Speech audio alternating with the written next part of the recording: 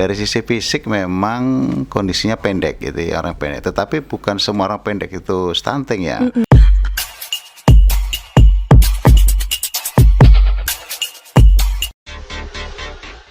Halo Sobat Keren, kembali lagi di Podcast Keren. Waktunya ngobrol santai bareng orang-orang keren. Dan seperti biasa, Podcast Keren selalu kedatangan tamu yang luar biasa keren. Kali ini Podcast Keren kedatangan tamu yang sangat spesial, orang nomor 1 di perwakilan BKKBN Provinsi Lampung. Selamat datang Bapak Dr. Andes Putut Triyatno MK. Terima kasih Sobat Keren sekalian yang Pak Putut ini namanya unik sekali. Perpaduan antara kata ketut dan kata putu. Tapi bisa dipastikan bukan orang Bali nih Pak ya kayaknya. Iya, bukan. Nah, Jelas orang Indonesia. Iya, beragam tetap Indonesia ya Pak ya. Iya, betul. Nah, Sobat Keren, Pak Putut ini saat ini sebagai PLT Kepala Perwakilan BKKBN Provinsi Lampung ya Pak. Iya, oke. Iya, ini aktivitasnya tentu sangat padat ya Pak di perwakilan BKKBN Provinsi Lampung. Ya begitulah, karena memang kita harus bisa mengkoordinasikan program-program pemerintah, terutama program Bangga Kencana dan percepatan proses stunting ya, baik itu dengan pemerintah daerah, kemudian untuk masyarakat, kemudian dengan pemerintah kabupaten kota dan sebagainya gitu. Nah, iya nih Pak, ngomong-ngomong tentang program Pak ya, ini masyarakat sedang heboh-hebohnya Pak ngobrolin tentang stunting. Nah tapi masih banyak aja Pak, kadang orang pendek dikit, aduh stunting nih. Kecil dikit, aduh stunting nih. Tapi sebetulnya Pak, stunting itu apa sih Pak? Supaya Sobat Keren ini lebih paham gitu. Ya, secara ringkas sebenarnya atau secara gampang mengartikan stunting itu memang kondisi yang orang yang bodoh, ya. Orang yang tingkat pertumbuhan dan perkembangannya tidak normal gitu kan. Dari sisi fisik memang kondisinya pendek gitu ya, orang pendek. Tetapi bukan semua orang pendek itu stunting ya. Tapi harus ada ikutannya, yaitu tentang bagaimana kognitifnya ataupun pengetahuannya. Sehingga ketika kita bicara stunting itu memang dua hal itu harus dipadukan, antara fisik dan psikis ya, atau antara pendek dan tumbuhnya itu berkembangnya itu harus seimbang itu. Kalau dua-duanya tidak menunjukkan perkembangan yang yang normal, ya itulah nanti ke depannya akan dikatakan sebagai stunting itu. Artinya tidak bisa semata-mata langsung disebut ketika fisiknya mohon maaf pendek, ini nggak bisa langsung disebutkan stunting ya Pak ya. Enggak, karena banyak orang yang pendek ternyata pintar-pintar juga gitu. Iya, kognitifnya sangat cerdas gitu ya Pak. Nah, dan itu Sobat Keren tidak bisa disebut stunting gitu ya Pak. Dan sebetulnya Pak, kenapa isu stunting ini menjadi isu yang sangat urgency Pak untuk di Indonesia saat ini? Ya, karena begini, jadi kita ke depan itu kan ingin menjadikan sumber daya manusia Indonesia adalah yang berkualitas. Betul ya. Pak. Terutama nanti pada saat Indonesia Emas tahun 2045. Nah ketika itu seandainya ya generasi sekarang yang lahir sekarang itu kondisinya stunting, maka nanti tidak akan bisa bersaing dengan negara-negara lain, dengan masyarakat di dunia luar dan sebagainya. Oleh karena itu kita persiapkan dari sekarang, karena sekitar 22-23 tahun yang akan datang sudah Indonesia Emas ya 2045 ya. Oleh karena itu juga yang bayi-bayi lahir di tahun-tahun sekarang itu betul-betul harus dipersiapkan jangan sampai terjadi stunting, karena stunting itu akan sangat mempengaruhi kondisi perkembangan dan juga masa depan bagi si bayi tersebut ya. Oleh karena itu kita BKKBN punya tugas bagaimana kita ingin mencegah agar bayi-bayi yang lahir di saat ini tidak stunting gitu ya. Betul, karena masa depan sebuah negara itu tergantung dengan generasi muda yang kita persiapkan saat ini gitu ya Pak. Ya. Nah ini kenapa nih Pak stunting itu menjadi program utamanya di BKKBN? Kenapa kita yang menjadi leadernya nih Pak? Ya ini sebenarnya satu anugerah sebenarnya, tapi juga merupakan amanah yang memang besar ya. Sebelumnya memang BKKBN berkatakan kurang dipandang oleh kementerian dan sebagainya. Tetapi sejak tahun 2021 dengan keluarnya peraturan Presiden nomor 72 tahun 2001, di mana Bapak Presiden langsung menginstruksikan bahwa penanganan stunting tanggung jawabnya adalah kepada BKKBN. Nah oleh karena itu sejak 2021 Kepala BKKBN bersama seluruh jajaran di Indonesia itu melakukan roadshow, melakukan koordinasi, melakukan konvergensi dengan berbagai kementerian lembaga bagaimana masalah stunting ini harus bisa ditangani dengan sebaik-baiknya. Begitulah kira-kira. Jadi sejak 2001 dengan keluarnya Perpres 72 itu maka BKKBN punya tanggung jawab untuk bisa menangani stunting di Indonesia itu. Dan kita berkomitmen bersama untuk terus menurunkan angka stunting di Indonesia ya Pak. Ya. Nah, kalau kita berbicara tentang program yang sudah kita lakukan saat ini ya Pak, sudah sejauh apa nih hasil yang sudah kita capai di tahun-tahun sebelumnya? Ya, alhamdulillah secara nasional sebenarnya kan tahun 2019 angka stunting nasional itu masih di angka 27,67% ya. Kemudian tahun 2021 bisa diturunkan menjadi 24,4%. Dan alhamdulillah di tahun 2022 kemarin ketika disampaikan oleh Bapak Menteri Kesehatan secara nasional itu angka stunting kita sudah turun menjadi 21,6. Khusus di Provinsi Lampung kita juga turut berbangga nih Provinsi Lampung ini karena hasil kemarin SSGI survei strategis Indonesia tahun 2022 ternyata bahwa Provinsi Lampung menduduki ranking ketiga terendah untuk pencapaian standar dari angka 18,5 di tahun 2021 itu turun menjadi 15,2 di tahun 2022. Itu sungguh membanggakan untuk kita semua di Provinsi Lampung itu. Dan patut diapresiasi ini kerjasamanya Pak Putut dengan para tim gitu ya untuk penurunan stunting. Jadi ya tidak hanya kita saja BKKBN tapi juga dari mulai Pemda provinsi, kementerian lembaga, organisasi profesi dan sebagainya termasuk kabupaten kota dan sampai ke bawah itu di tingkat di lapangan ada namanya tim pendamping keluarga yang terdiri dari ibu kader KB, kader PKK dan juga BPI dan mereka lah yang berperan di dalam rangka percepatan penurunan stunting itu di lini lapangan di paling bawah itu. Sebagai ujung tombak ya Pak ya? Ya, ujung tombak tapi pemegang tombak harusnya itu. Kalau ujung tombaknya ditancapkan nanti tidak bisa kemana-mana. Kalau pemegang tombak bisa diarahkan kemana-mana. Bisa yang mengarahkan kira-kira kemana ini supaya tepat sasaran gitu ya Pak. Nah ini kalau kita berbicara tentang program tadi di Provinsi Lampung, sebetulnya ada apa aja sih Pak program-program yang mendukung percepatan penurunan stunting khususnya di Provinsi Lampung? Secara umum ya itu dimulai dari rapat koordinasi tim persiapan stunting tingkat provinsi yang kemarin kita sudah melaksanakan dan alhamdulillah sudah ditutup oleh Ibu Wakil Gubernur sebagai ketua tim percepatan stunting tingkat provinsi. Kemudian juga nanti akan ditindaklanjuti di tingkat kabupaten, rapat koordinasi kabupaten. Kemudian juga namanya ada audit kasus stunting nanti di tingkat kabupaten. Kemudian juga ada mini lokakarya untuk melakukan koordinasi di level kecamatan bagaimana stunting ini bisa dikerjakan ataupun bisa dikeroyok bersama-sama sehingga bisa ditangani secara bersama-sama pula. Nah kemudian juga di level paling bawah di tingkat desa kita juga ada tim penggerak, tim pendamping desa tadi, tim pendamping keluarga ya. Itu juga melakukan kegiatan pendampingan kepada calon pengantin, kepada ibu-ibu hamil, kepada ibu-ibu menyusui, kemudian ibu-ibu yang baru melahirkan ya, agar mereka betul-betul sehat ya, bayinya pun juga sehat ya, sehingga nanti ke depan memang betul-betul tidak terjadinya stunting tadi itu. Jadi program-program sudah banyak, termasuk juga kegiatan pelayanan KB juga mendukung terhadap penurunan stunting tersebut itu. Mungkin begitu. Iya, jadi programnya baik dari tadi pengaturan kehamilan berarti ya Pak melalui program KB, persiapan calon pengantin sebagai apa ya yang nantinya akan melahirkan generasi-generasi. Ibu itu harus betul-betul siap secara mental, fisik dan material untuk calon ibu tadi itu. Iya, secara kondisi fisiknya supaya siap gitu ya Pak. Nah, tadi kalau kita ngelihat ada beberapa pihak yang dilibatkan nih Pak.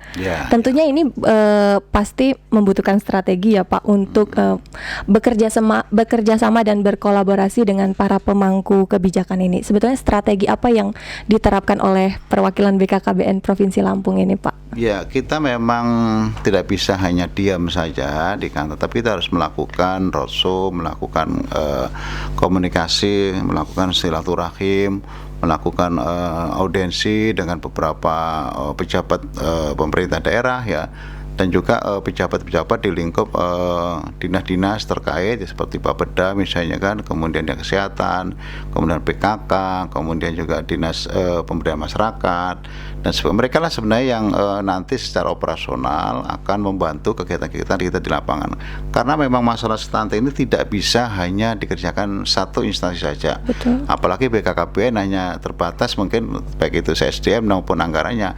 Oleh karena itu masalah stunting harus dikerjakan dikeroyok usaha bersama-sama. Karena di sana ada namanya faktor sensitif dan faktor spesifik.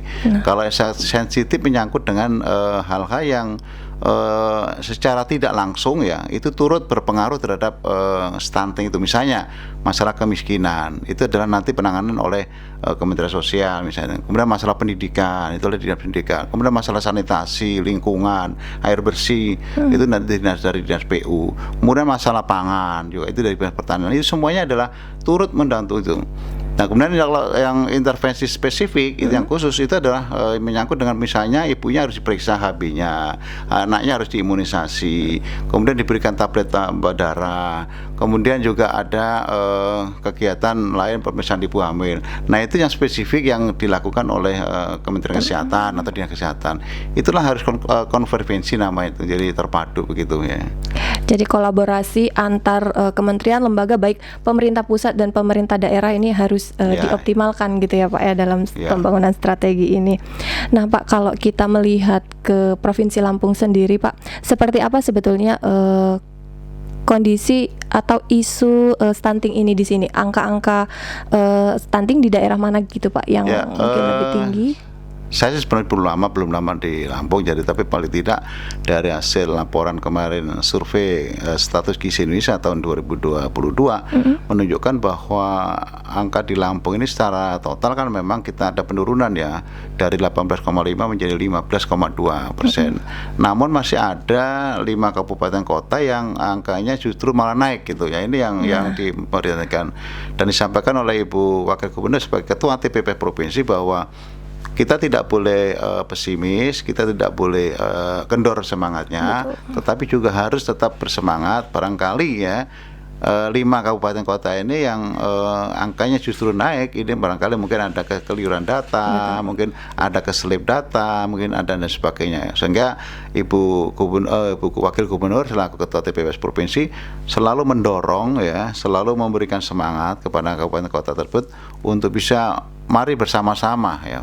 membangkitkan untuk bisa menangani stunting ini secara lebih masif, lebih besar lagi sehingga betul-betul stunting bisa diturunkan di Provinsi Lampung secara keseluruhan itu. Iya.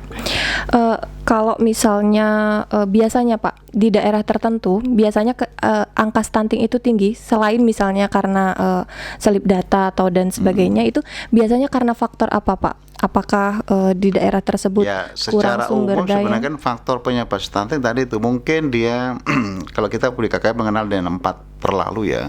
Jadi yang harus hindari 4 terlalu. Jangan hamil terlalu muda, kurang dari 20 tahun. Jangan hamil terlalu tua, lebih dari 35 tahun. Jangan hamil terlalu rapat jarak dengannya. Dan juga jangan terlalu banyak, lebih dari 3. Ini akan berpengaruh terhadap ibunya nanti bisa menurunkan anaknya stunting. Di samping itu juga barangkali faktor kemiskinan juga mempengaruhi. Misalnya kalau ibu-ibunya katakanlah kurang mencukupi kebutuhan keluarganya, bayi yang dikandungnya ini kurang mendapatkan asupan gizi yang cukup, sehingga itu bisa berpengaruh terhadap kondisi bayinya ketika lahir nanti. Dan yang tidak paling penting juga ini mengenai pola asuh sebenarnya. Jadi pola asuh itu juga begitu. Kadang-kadang kan ibu-ibu di pedesaan itu yang bekerja membantu suami, anak-anaknya ditinggal di rumah sendirian atau mungkin dengan neneknya, dia bekerja ke sawah, ke ladang, ke sungai dan sebagainya, sehingga pola asuh anaknya tidak terkontrol. Makannya pun mereka mungkin hanya sembarang asal kenyang saja, mungkin hanya makan kerupuk atau sama kecap saja, tapi nilai gizinya itu tidak ada, protein tidak ada. Nah oleh karena itu salah satu faktor penyebab ya terjadinya stunting di wilayah pedesaan kita. Mungkin juga dari sisi lingkungan, barangkali ya kurang air bersih misalkan, atau mungkin sanitasi yang tidak bagus ya, sehingga bisa menimbulkan anak-anak bisa sering kena diare atau sakit-sakitan. Nah itu juga berpengaruh terhadap kondisi stunting si anak tadi. Iya, banyak sekali ternyata faktor penyebab dari kondisi stunting yang dialami oleh anak tersebut. Nah, tadi kalau ngobrol-ngobrol tentang ada sedikit parenting berarti ya Pak, pentingnya parenting. Ya, nah ini pengasuhan itu penting, untuk pengasuhan. Nah, dari BKKBN sendiri juga melakukan pembinaan ya Pak ya terhadap keluarga, Ya. baik dari pengelolaan makanan gitu ya Pak ya, ada ya di BKKBN? Kita ada namanya kan program ketahanan keluarga ya. Itu dimulai dari sejak anak balita, bayi, yaitu dibina keluarga balita. Itu memang kita berikan pendidikan, pengasuhan kepada terutama adalah ibu-ibunya yang punya anak balita. Di sana akan diajarkan bagaimana mendidik, mengasuh anak ya ketika masih bayi dan balita sampai dengan dia bisa mandiri. Itu diasuh di sana. Kemudian juga untuk lingkungan masyarakat ya, kita juga ada program namanya DASAT. DASAT itu adalah dapur sehat atasi stunting. Wah, seperti apa itu Pak? Itu gimana kira-kira? Jadi gini, DASAT itu adalah untuk diaplikasikan ataupun diimplementasikan di desa-desa melalui kampung keluarga desa. Nah, di sana ibu-ibu itu diajarkan bagaimana untuk memasak makanan-makanan yang bergizi dari bahan-bahan lokal itu. Dari bahan-bahan lokal itu kita di situ sehingga tidak perlu mahal ya. Misalnya kalau sayuran di situ ada yang sayuran, apakah pucuk singkong, ada bayam atau kangkung yang ada di situ, itu diolah ya. Kemudian di situ mungkin ada, kalau makanan mungkin ada telur atau mungkin tempe tahu dan sebagainya, itu diolah dengan berbagai macam variasi menu. Itu bisa memberikan nilai gizi yang cukup baik untuk anak-anak kita di desa itu. Jadi diajarkan bagaimana ibu-ibu di desa itu untuk menyajikan menu-menu makanan yang sehat untuk anak-anak bayi-bayinya itu. Itu yang DASAT itu. Ya. Nah, ini untuk DASAT ini masyarakat diundang ke kantor BKKBN atau teman-teman BKKBN yang mendatangi masyarakat, Pak? Enggak, masyarakat nggak perlu diundang ke sini. Kita turun ke Posyandu, ke kampung-kampung KB tadi kan. Di sana kan ketika ada pertemuan ya itu nanti kita mungkin bisa mendatangkan ahli gizi lah kira-kira itu ya, untuk memberikan pengetahuan ataupun keterampilan kepada ibu-ibu itu bagaimana cara mengolah bahan makanan itu yang sehat itu kan di situ. Jadi ya memang ini memang program ini baru ya bagi BKKBN, bagi kita semuanya. Tapi ini harus kita perkenalkan kepada masyarakat agar masyarakat itu tahu bagaimana mengolah bahan makan yang ada di lingkungannya, di sekitar lingkungannya itu dengan enak, nikmat, bisa nikmat dengan enak dan nilai gizinya juga cukup baik gitu. Tidak mengurangi nilai kadar gizinya ini tidak ya. Tidak harus pakai Kentucky, dikit-dikit Kentucky, Mexican atau McDonald. Itu ada tepung-tepung semua ini, jangkut. Itu semuanya itu nilai kurang-kurang sehat lah untuk anak-anak sudah ya. berkurang gitu ya Pak. Nah Pak, ini pasti ada tantangan ya Pak dalam membangun jejaring dengan masyarakat ini. Seperti apa sih Pak suka duka dan tantangannya nih untuk menuju ke masyarakat ini?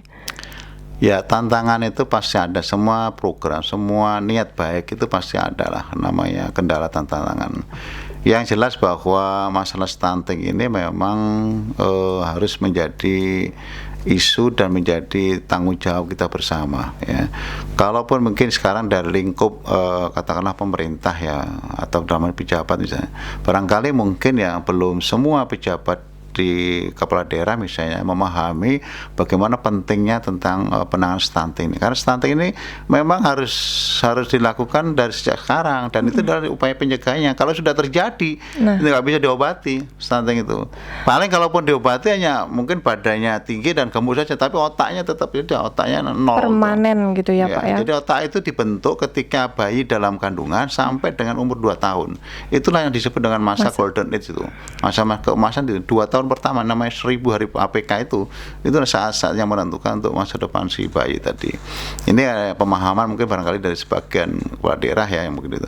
Kemudian juga mungkin masyarakat yang menganggap bahwa masalah stunting dianggapnya mungkin ada yang karena keturunan lah, mungkin karena pendek tadi misalnya kan, mungkin karena budaya setempat harus misalnya makan makanan yang seadanya, atau barangkali mungkin ada sebagian masyarakat mungkin atau masih ada sekarang yang misalnya minum air yang tidak dimasak dulu misalnya kan, itu juga menimbulkan penyakit bagi si bayinya tuh. Nah, ini hal-hal yang menjadi kendala, termasuk juga mungkin wilayah, kalau mungkin di Lampung ini kalau wilayah yang agak jauh-jauh mungkin jangkauan wilayah, sehingga kalau misalnya orang kita berikan intervensi mungkin seperti imunisasi ataupun beri makan tambahan dan sebagainya, itu kan jangkauan agak terlalu jauh, sehingga juga akan berpengaruh terhadap penanganan stunting tadi.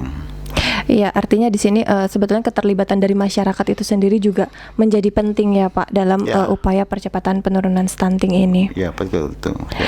Pak Putut, rasanya ini kita ngobrolnya udah banyak sekali informasi yang kita bahas Perasaan hari baru ini. Sebentar ya. No. Baru sebentar rasanya. Gimana sih Pak kesan-kesannya selama di Provinsi Lampung yang kurang lebih Lampung ini provinsi atau wilayah yang enak, indah untuk dinikmati, nyaman ya itu kan. Kemudian gadis-gadisnya cantik-cantik gitu kan, yang Mbak di belakang layar ini ya Pak. Bujang-bujangannya juga ganteng-ganteng gitu kan. Ketika kita turun, makanan pun di sini juga enak-enak gitu kan. Terutama kalau saya kemarin ke daerah wilayah pantai tuh makan ikan bakar, ikan itu bumbu pindang itu sangat nikmat sekali kita kemarin itu. Sudah ke pantai mana aja nih Pak ceritanya? Ke pantai Mutun sama ke pantai Sadiringgung. Wah, kayaknya harus cobain yang ke pesisir barat, itu luar biasa sekali Pak. Pantainya bagus-bagus sekali. Makanya besok akan kita roadshow, mulai minggu depan kita akan roadshow sampai ke pesisir barat. Mudah-mudahan akan tercapai. Iya, untuk mencapai penurunan stunting yang lebih signifikan lagi. Gitu. Jadi teman-teman juga nanti kita akan jadwalkan pelayanan KB secara serentak di wilayah-wilayah tersebut, sehingga cakupan kita bisa lebih baik daripada tahun yang lalu itu. Karena tahun lalu kita masih sangat rendah dibandingkan dengan provinsi lainnya itu. Agar lebih luas lagi capaian kita ya Pak ya. Pak Putut, sebelum kita tutup, apa nih pesan-pesannya untuk masyarakat Lampung khususnya dalam upaya percepatan penurunan stunting ini? Ya, pertama bahwa kita jangan abai terhadap perkembangan anak ya, karena masa depan anak itu nanti akan ditentukan pada hari ini dan saat ini. Ketika kita ingin melahirkan anak, maka harus dipikirkan bagaimana masa depannya ya. Yang kedua adalah kerjasama, kolaborasi, gotong royong dari semua pihak itu sangat menentukan keberhasilan di dalam rangka menurunkan angka stunting di Provinsi Lampung ini. Dan ketika kita bersyukur bahwa angka stunting di Provinsi Lampung sudah turun, tetapi ya kita tidak bisa berhenti hanya sampai di situ. Tetap harus kita lakukan upaya-upaya bagaimana meningkatkan kualitas anak-anak kita itu menjadi anak-anak yang sehat, yang cerdas dan berkualitas, sehingga nanti bisa bersaing dengan daerah lain, bahkan dengan dunia luar begitu ya. Itu yang kita harapkan. Ya. Baik, itu ya Sobat Keren harus dicatat, kita harus mempersiapkan generasi muda secakap mungkin supaya kita bisa bersaing dengan dunia luas gitu ya Pak ya. Pak Putut, sekali lagi terima kasih banyak sudah menyempatkan hadir di tengah-tengah kesibukannya ini. Baik, terima kasih Sobat Muda dan Sobat Keren semuanya ya. Iya. Nah Sobat Keren, sudah berakhir podcast kita tadi. Sudah ngobrol-ngobrol banyak sekali informasi yang kita bahas dengan Pak Putut.